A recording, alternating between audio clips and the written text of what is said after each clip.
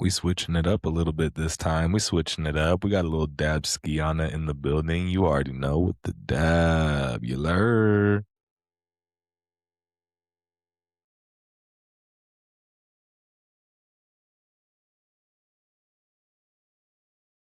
I believe you know what time it is.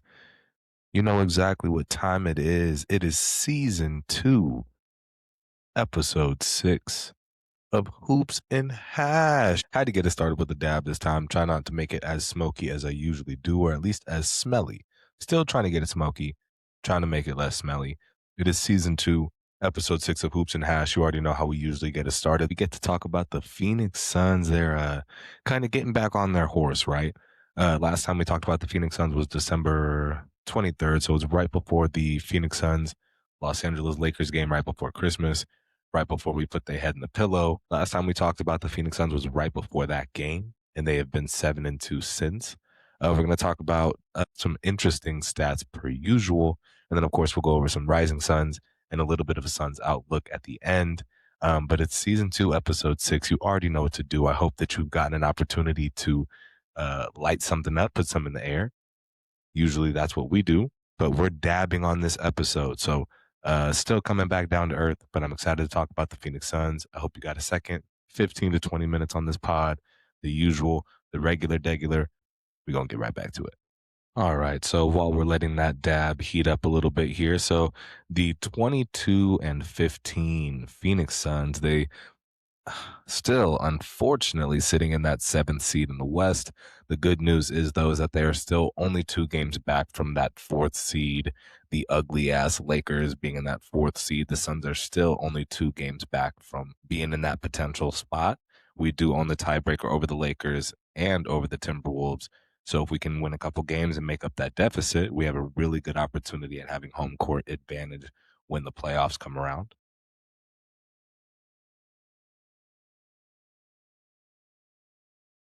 As I mentioned before the short little break, of course, the Suns have been 7-2 in the 9 games since my last pod. I can't lie.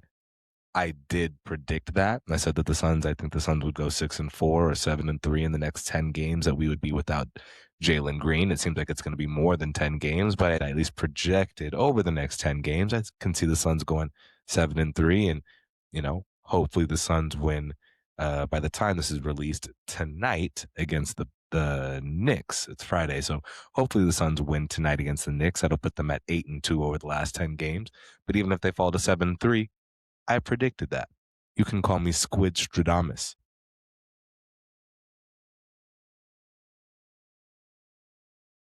It's unfortunate too because going 7-2 over that stretch, one of those games was, the Suns just coming out flat, just unfortunately coming out flat against the Cavaliers. They got down big early.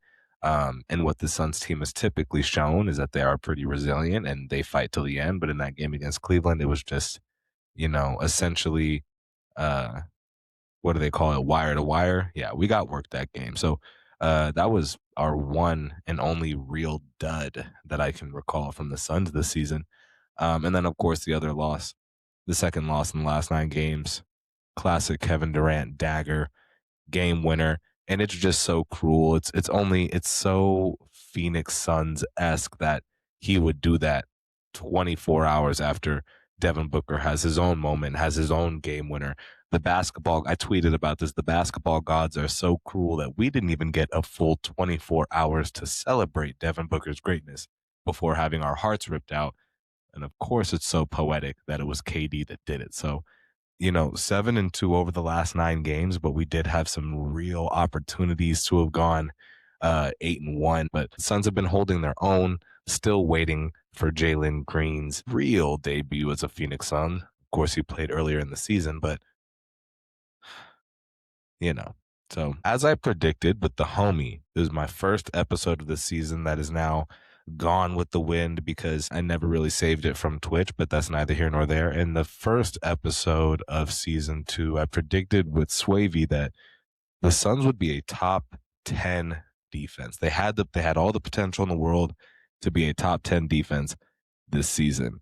And the Suns have been flirting with top 10 all season. They've been ninth and they drop down to 13th and they get up to 10 on the dot. They fall back down to 11 or 12. The Suns right now are currently ranked seventh in the league in terms of defensive rating, and they are still leading the league in steals per game. This Suns team is I think easily the best defensive Suns team that I've seen in my lifetime, at least up to this point. They've shown like the season's not even over yet. And barring a catastrophe, health permitted, this is easily the most connected, the most consistent, the best team defense that I've seen from the Phoenix Suns in my lifetime. This Suns team is defending with pride, and that is paying off. Holding, who was it? The Grizzlies. Granted, the Grizzlies had like four players that were available, but holding any NBA team under 100 points in 2026, I think that is a massive. That's something that deserves massive credit, regardless of the context. So, Suns playing incredible defense up to this point. If they continue at this rate, they will finish top 10 as predicted. The Suns' 3-point shooting, so it has regressed a little bit. I figured that at some point we would come back down to earth to some degree. I figured that, at one point, I remember in one of my episodes, the Suns were number 4 in total 3-pointers made. And I think they were also at that time, they were number 4 in 3-point field goal percentage. Even though the Suns have regressed back to the mean, even though they've, leveled out a little bit, they are still top 10 in 3-point shooting in the league in terms of percentage and total 3-pointers made. I believe they are 8th in both at this time. Correct. Yeah. At the time that this is recording, the Suns are number 8 in the league in total 3-pointers made as well as 3-point field goal percentage. If the Suns can play anything like that, I think they have a chance against anybody in the league. So they're playing defense, they're making 3-pointers. That needs to maintain for sure. Now, aside from the good aspect of it, this isn't necessarily bad, but this was a statistic that I found to be very interesting. I never would have guessed. So the Phoenix Suns, they rank 18th in the league in bench points per game. It's basically middle of the pack. That's not necessarily bad, but with how well the Suns bench has looked in spurts, I was surprised to have found that the Suns would rank that low in bench points per game because you wouldn't think that by watching these games. You definitely would not assume that they're ranking that low. When you're seeing Colin Gillespie with a 6 3-pointer game, when you're seeing Jordan Goodwin with an 8 3-pointer game, of course some of these are one-offs, but if you've watched Colin Gillespie at all, he had another 5-game stretch where he made over 23s in that span. So seeing what the Suns bench can do and seeing just what they have done up to this point, I was surprised to have seen that they were 18th in the league in bench points per game, according to StatMuse. So just something that I was a little bit surprised about, but the Suns are still managing to win these games regardless of the bench production. This is the one time where the stats are not matching the eye test. So those were just some Suns stats. Of course, just getting into the general scope of how the Suns have played this season. If you feel like the Suns have been really good, well, good thing is the stats are backing that up. The Suns have been very good so far, especially over the last 9 games. But aside from the stats, we can talk about some rising Suns like Colin Gillespie and Jordan Goodwin, as well as giving credit to Oso that, he's made me eat some of my words, and I'm excited to talk about him in a moment here. All right, of course. So talking about some rising Suns, man, this Phoenix Suns team has been incredibly fun to watch. Just from like a genuine ethical hoops perspective, they've been fun to watch. But just seeing different players from this Suns bench have their moments and perform, it's been incredibly fun to watch and very encouraging.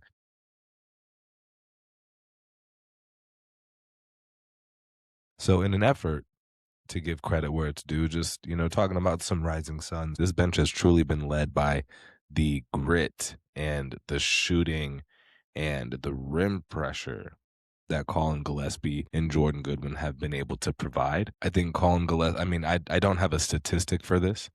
Well, I kind of do. just talking about the extra possessions that Jordan Goodwin and Colin Gillespie have been able to provide for the Phoenix Suns, whether it's just hanging around what should have been a defensive rebound for the other team and them starting the break, just lingering around or wolfing somebody who's otherwise not paying attention to their surroundings. So, they've created extra possessions. Obviously, they've shot the leather off of the ball, and they've been able to provide some real rim pressure, even if it's not ultimately ending in a layup. I always talk about keeping the defense honest, and they've done a tremendous job of doing that and stretching the floor. It's keeping the defense on their toes and not allowing the defense to settle in and just go with a single game plan. So, a lot of credit to Colin Gillespie and Jordan Goodwin shooting the ball specifically, but this bench mob, I think a lot of that energy comes from what they do, a lot of the little things that they do. I think that contributes a lot to how this bench carries itself and the confidence that they have on a game to game basis. So then, of course, aside from Colin Gillespie and Jordan Goodwin, Oso Iguodaro has been incredible as of late. It's funny to say that because, he hasn't had like a 30-point, 12 rebound, 8 assist game and 2 blocks, 2 steals. Like, he's not filling out the stat sheet, but watching the game and doing the little things and forcing angles and taking advantage of defenders that are out of position or, you know, off ball angles because, there's so much movement. Jordan Ott in his offense, it's so much movement and forcing the defense to counter, counter, counter. Oso has done an incredible job of being at the right spot at the right time, but as it's designed. And so the defense has been great. I think he's gotten the short end of the stick in terms of foul calls. I feel like he continues to get hit in the face. I feel like he continues to take a beating when he goes to the rim. As frail as he is, you think that him getting his ass beat every night, he'd get some calls.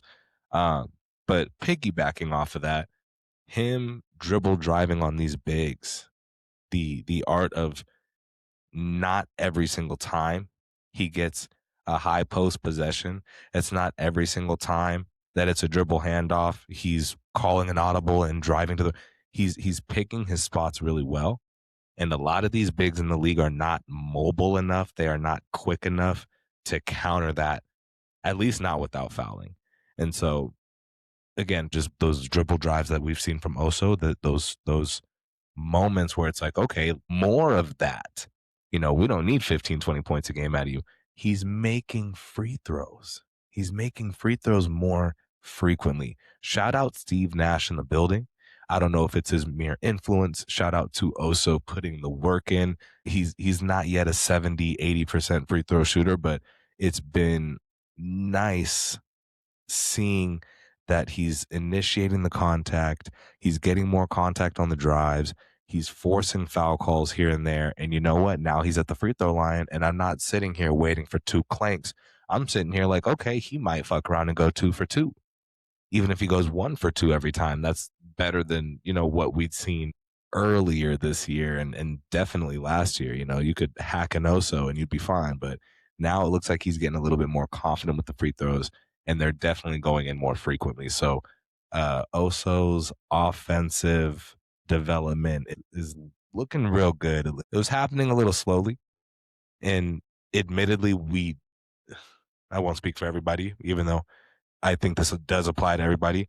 Admittedly, we need to be a little bit more patient. I think we're just itching to be competitive, and we're itching to, you know, make a statement every night. And definitely with how they were talking about the Phoenix Suns this season, I think as Suns fans, we're just really wanting to, take that extra step, that next step. And under Jordan Ott and Brian Gregory, it looks like these Suns players, these role players, two-way players, shout out Jamari Bouye, everybody's stepping up and everybody has the confidence to do so. And so it's really looking good. It seems like things are coming together, which leads me to the last rising sun, Rasheer Fleming. So interestingly enough, he's played in 8 of the last 9 Suns games. And while, it hasn't been 20-minute tallies, 25-minute tallies, he's not getting serious rotation minutes. And even though he's gone scoreless in 4 of those 9 games, it's the fact that he's seemingly getting more confident with the shot. and his defensive activity remains really high. I've said it a couple times. I've definitely tweeted it more than that. The 7'5" wingspan on Rasheer Fleming, that alone, that build, that archetype of a player, that's something that will remain in the league as long as we know. That is the desired body frame that we're looking for, where it's like, you know what, you might not be a 7 footer, but being 6'8", almost 6'9" with a 7'5" wingspan, that's just you can't teach that. You can't teach that. So you add to the instincts that he has, his defensive recovery ability. You never really beat Rasheer Fleming off the dribble, because even when he's lurking, he's long enough to recover and block the shot or poke it away and get a back tap. He's showing a lot of signs defensively, and the activity remains high. Now it's about getting these shots and having the confidence to make them, which seemingly, again, he's played in 8 of the last 9 games. He's gotten some shots up. The most recent game against the Grizzlies, he went 3 for 4. He made a couple of threes in that game. I think it was opposite side corner. So um, just the idea that he catches it and is ready to shoot it and is willing to shoot it, that's something that will go a long way. They need to go in at a more effective clip. We hate talking about 3 and D. I hate limiting players to that identity. But if you at least have that identity, that's something to really have some pride in, and that's something that I think he will. Rasheer Fleming, another rising sun, man. I'm excited to see him getting some minutes. That tells me that the Malawash project is probably coming around just a little bit slower than we'd anticipated, but that's okay. We got nothing but time. This was not supposed to be a championship year. This was not supposed to be a contending year or a playoff year, and yet here we are overachieving. Still playing really well. That's still with the fact that Jalen Green, we're still waiting on his official debut and hoping he stays healthy when he gets back, which leads me to some final thoughts, just thinking about the Suns' outlook here. So, with Jalen Green out another week or so, the Suns are playing the Knicks as of January 9th, 2026. Let's just say that Jalen Green comes back a week from today. So he comes back on the 17th for the New York Knicks game. I think that the Suns can go 3-1 over that span. I think they have a really good opportunity to go 4-0 in that span. I think how the Suns are playing right now, I think they really are gelling. I think they're coming together. I think they're realizing their actual potential. And I know this is nothing that you can quantify. It's nothing that you can actually measure. But with just how the Suns have been playing the last week and a half, 2 weeks, I guess we can say since about Christmas time, they're looking good. They're looking confident. I think that if we're just waiting on Jalen Green another week, I think that the Suns can add another 3 or 4 wins to the win column in that time. And we'll have a lot to look forward to once he gets back, because his athleticism, his scoring ability, that will add to Book's gravity. I just think we have so much to look forward to. It's just a matter of, actually having him back.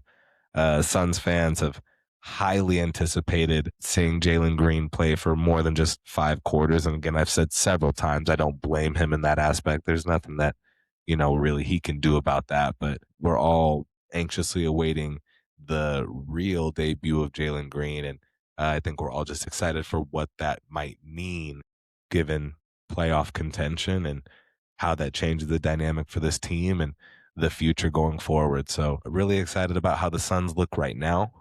I think that it was a matter of hoping that the Suns would win the should win games, and they've absolutely done that. Just really, really excited about what the Suns look like right now. And if we got another week until Jalen Green comes back, then uh, I'm excited to do the pod about his first game back since November. So I appreciate your time. I appreciate you listening. We are at the conclusion of season 2, episode 6 of Hoops and Hash. Of course, with everything going on right now, just a single plea to be kind and be a good human and be empathetic and be, mindful of the fact that there's a lot going on in the world right now, and it costs absolutely $0 to be kind and to be empathetic and to be patient with people. So, just be kind, be a good human.